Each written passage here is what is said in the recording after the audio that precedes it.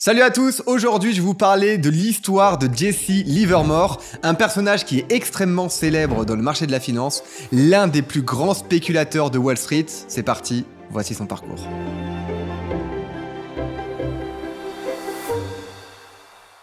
Jesse Livermore est né en 1877 dans le Massachusetts. Après une enfance difficile, il quitta la maison à 14 ans pour aller travailler dans une société de courtage à Boston où il notait le cours des actions dans un tableau. Donc il a commencé à s'intéresser à ce métier d'investisseur et à développer justement des compétences. Et finalement, ce qui a marqué un véritable tournant au niveau de son talent d'investisseur, c'est à 16 ans où il a commencé à parier dans des bucket shops. Alors des bucket shops, ce sont des établissements où l'on pouvait parier sur les fluctuations des prix sans réellement acheter des actions. Finalement, c'est assez proche des CFD aujourd'hui. Il devient très habile dans ce domaine-là et gagna le surnom de Boy Plunger, ce qui veut dire le jeune spéculateur. Ses succès précoces l'ont rendu extrêmement riche et très rapidement à un très jeune âge. Et forcément, c'est pas toujours bien vu pour un établissement justement d'avoir quelqu'un qui soit aussi doué au niveau de la lecture des marchés financiers. Donc il a commencé à se faire bannir au fur et à mesure des différents établissements. Donc il a quand même continué à faire son petit bonhomme de chemin en trouvant des bucket shops qui voulaient encore de lui, jusqu'à un moment où tout s'est très mal passé.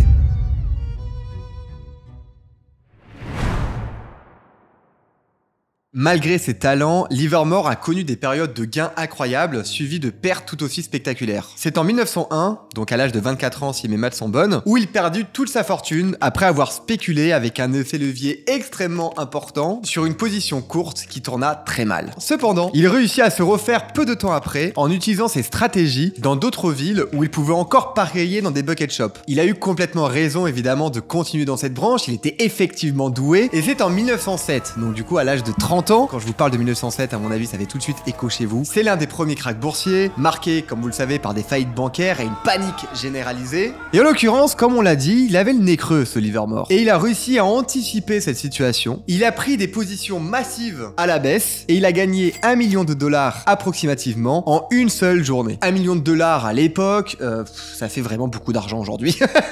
Et là, vous allez entendre parler du coup d'un nom qui va forcément faire écho avec quelque chose, une institution financière, JP Morgan. Donc évidemment, le créateur de la banque JP Morgan. C'est évidemment quelqu'un dans le domaine bancaire et financier extrêmement influent à cette époque. Il a tenté de stabiliser le marché en mobilisant ses propres ressources et celles d'autres banques pour restaurer la confiance. Donc lui, il a vraiment un objectif en fait finalement de calmer tout le monde en disant rassurez-vous, l'économie américaine va repartir, faites-moi confiance, moi je vais investir mon argent là-dedans parce que j'ai confiance en cette économie et je vais appeler des copains pour faire exactement la même chose. Selon certains récits, Morgan convoqua du coup plusieurs grands spéculateurs, dont Jesse Livermore, pour les persuader d'arrêter de vendre à découvert et ainsi d'éviter de précipiter davantage le marché vers la catastrophe. Jesse Livermore a accepté de suivre le conseil de Morgan et du coup a complètement cessé ses ventes à découvert, ce qui a contribué à calmer le marché et donc la panique généralisée.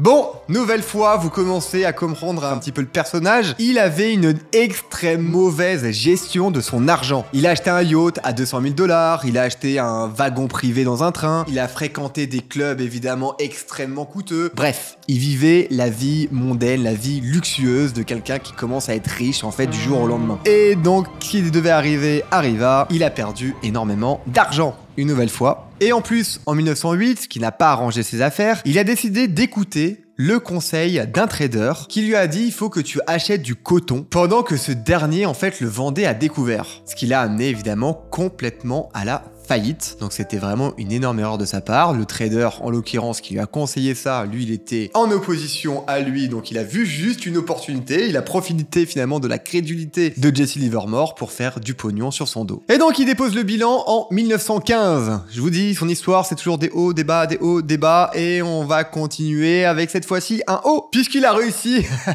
à s'en sortir pour la énième fois consécutive en 1929. Et en fait, il avait remarqué un début de pattern similaire au crack de 1907. Donc ce fameux crack, justement, ce qui lui a permis d'être millionnaire au bout d'une journée. Il a pris des positions à la baisse et il a accumulé environ $100 millions avec cette position. Donc il faut savoir que $100 millions à l'époque, c'est environ 1,4 milliard aujourd'hui. Comme vous le savez, tout n'est pas toujours rose. Quand tu fais beaucoup d'argent, ça attire quelque chose, ça ça va attirer les rageux, ça va attirer les jaloux, ou ça va même attirer des gens qui ont raison de te détester, et en l'occurrence c'est ce qui lui est arrivé, puisque il a été également accusé par certains de contribuer à la crise et a reçu des menaces de mort massifs. Donc à la suite de ça, il a dû embaucher un garde du corps et il ne se déplaçait que en présence de son garde du corps. Bon, vous commencez à connaître Jesse Livermore, je vous la refais pas. Mais maintenant qu'on a vécu un haut, qu'est-ce qui se passe? Bah il y a un bas.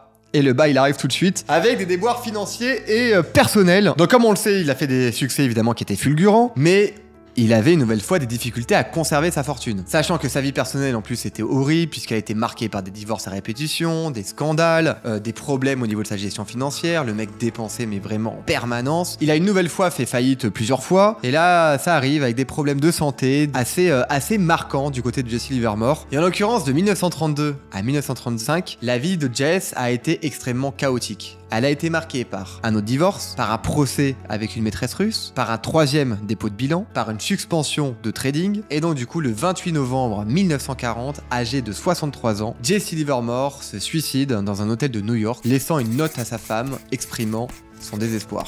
Malgré son histoire tragique, il a quand même eu justement des moments de succès. Livermore est considéré aujourd'hui comme un pionnier des techniques de trading et ses écrits sont encore étudiés par les investisseurs aujourd'hui. Son histoire est du coup un mélange fascinant de génie financier, c'est d'ailleurs pour ça que je voulais vous la raconter, entre des risques extrêmes et des leçons sur la psychologie de trading. Voici l'histoire de Jesse Livermore, j'espère vraiment que cette vidéo vous a plu. Moi j'ai adoré vous la raconter, j'ai adoré aussi découvrir son personnage. N'hésitez pas à mettre un commentaire pour me dire, pour me partager ce que vous en avez pensé, à lâcher un pouce bleu, à vous abonner à la chaîne, à activer la cloche.